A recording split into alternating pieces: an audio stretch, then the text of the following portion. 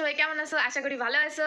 আমি প্রত্যেকদিন এই জায়গা থেকেই তোমাদের সাথে কিন্তু ব্লগ করা শুরু করে দেই। আজকেও আমি এই জায়গা থেকেই ব্লগ করা শুরু করে দিতেছি। আজকে আমরা যাবো এক জায়গা, আমি মা আর আমার ভাই বুনু কাকি সবাই মিলে যাবো আমরা। তো তোমরা সাথে থাও আর দেখতে থাও আমার ব্লগটা, যে আমরা কই যাইতেছি, কেমন মজা করতেছি। সাথে থাও আর রেডি হওয়ার পরে আমার তোমাদের সাথে দেখা হইতেছে। এখনের জন্য টাটা, বাই বাই। তোমরা দেখতেই পারতেছো যে ফাইনালি আমরা রেডি হয়ে গেছি, মা আর আমি, মানে আঙ্গুর বাইক থেকে মা আর আমি যাবো। তো পরে ওইদিকে বুনু কাকি ওরাও আইব, তো এনে যাইয়া তোমাদের সাথে দেখা হইতেছে। গাইস তোমরা দেখবারই পাইতেছো অনেক কিন্তু রাইড হয়ে গেছে গা, আর রাস্তাটা ভালোই অন্ধকার হয়েছে, চারদিকটা একটু দেখে নাও। আর এই যে বাইর থেকে বাইরে যাই আঙ্গর সামনে মন্দির, মানে মায়ের মন্দির দেখবারই পাইতেছো। এটা আমি প্রত্যেকটা ব্লগেই তুমি দেখাই যে আমার বাড়ির থেকে বেরোয় মায়ের মন্দির। তো তারপরে আমরা এটা যাইতেছি অন্ধকারের মধ্যে। আমরা কিন্তু আই পড়ছি আঙ্গর ডেস্টিনেশন, আর বেশি দূর নাই গা। তোমরা আমার সাথে থাকতে দাও আর আমার ব্লগটা দেখো। পারবে তোমার একটাই রিকোয়েস্ট করতেছি, আমার ব্লগটা প্লিজ তোমরা একটু দেখো। আমি আর মা কিন্তু মানে আঙ্গর অনুষ্ঠান বাড়ির সামনে কিন্তু চলে আইসি। তাই অনুষ্ঠান বাড়ি ঢোয়ার পরেই দেখি কি সুন্দর করে চারদিক সাজাইছে। আর বুনুরা জেনেছিল, বুনু এনেও কিন্তু খুব সুন্দর করে সাজাইছে। আমার মা গেল বুনুরে গিফটটা দিবা চাইলেও কিন্তু বুনু কোনো ইন্টারেস্ট দেখাইলো না ওই গিফটের প্রতি। তারপরে আর কি বুনুর মারেই দিয়া দিল। বুনুরে অনেকক্ষণ যাবত তেল মারলো যে একটু আয় আমার কুলে আয়, মা গো শোনা গো বাবু গো আমার কুলে আয়, কিন্তু বুনু তো কিছুতেই মারে পাত্তা দিল না। আসলে বুনু কেমন জানো, মোবাইলের প্রতি খুব বড় আকর্ষণ। আমি যখন মোবাইলটা হাতে নিয়ে আর ডাকলাম তখন সুর করে আমার কুলে আয় পড়লো। আমার সাথে কিন্তু ভালোই অনেকক্ষণ কিন্তু ভালোই এনজয় করলো। আমার বুনু ভাইয়ের সাথে দেওয়া হয়ে গেল।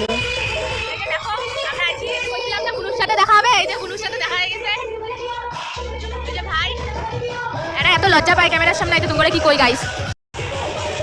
বাবু যারা নাচছিল এখনই আর কি ফাজলামি করে ফের দিই দিদা নো একলে বই আছে, তো দিদার নো একটু বললাম পর ফের দিদার সাথে একটা সেলফি উঠলাম। কত সুন্দর সেলফি দেও গাইস। এই যে ব্লগ বানাচ্ছি, তো এই যে ব্লগের সবথেকে মুখ্য চরিত্রে আছে আমার ভাই। ভাই মুখ দেখাতে লজ্জা পাচ্ছে। বোন ঠিক আছে না জামা। কোনো অনুষ্ঠান বাড়ি গিয়া আগে আমরা খাবার কথা চিন্তা করি, তো এবার খাওয়ার জায়গা খুঁজতে বের করতেছি। গাইস তোমরা দেখতে থাকো গাইস, আমরা খাওয়ার জায়গা খুঁজতে বের করতেছি। অবশেষে কিন্তু আমরা খাওয়ার জায়গাটা পাইয়াই গেছি।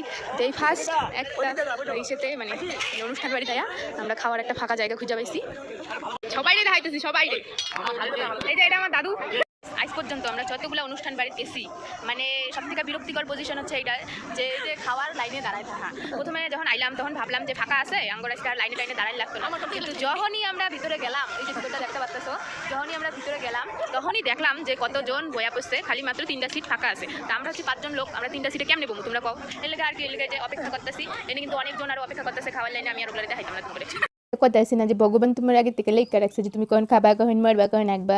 কিন্তু ওই যে আমরা যতই ভাবি না কেন আগে কামো, কিন্তু আগে তো খাওয়াবো না। এই যে লাইনে দাঁড়াইছি, পরে আর কি দাঁড়াই থেকে কি করবো, পরে বই বই তুমি আর বুনু রিলস বানাইতেছিলাম, করতে সুন্দর অনেকগুলো রিলস বানাইলাম। মাঝখানে যে কোন বেরিয়া এমন একটা ফাত মারলো, কি গন্ধ চারদিকে গন্ধে বব করতেছিল। This is the very বিরক্তিকর situation because of খাওয়ার লাইন। কি কম কও বন্ধুগণ?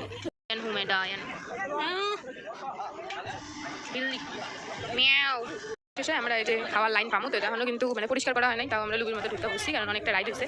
আমরা আর অপেক্ষা করতে পারতেছি না, কারণ খেয়ে আমরা বাড়ি যাবো। আবার বইয়া কেমন ফিলিং হইতেছে তোর? আমি শেষ পর্যন্ত আমরা খাবার পাইছি, রাত বাজে 11টা। এটাই আঙ্গুল লেগে অনেক নাকি ভাই? তোর খাবার বইয়া কি ফিলিংস? বাসলাম খাবার মধ্যে আমার কান্তা ছিল, এখন খাবার বইয়া বাসলো সবাই।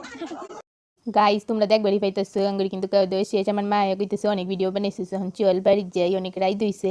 আঙ্গুর খাওয়া শেষ, দেখি লোকজন প্রায় শেষের দিকেই, দেখো পুরা অনুষ্ঠান বাড়ি ফাঁকা।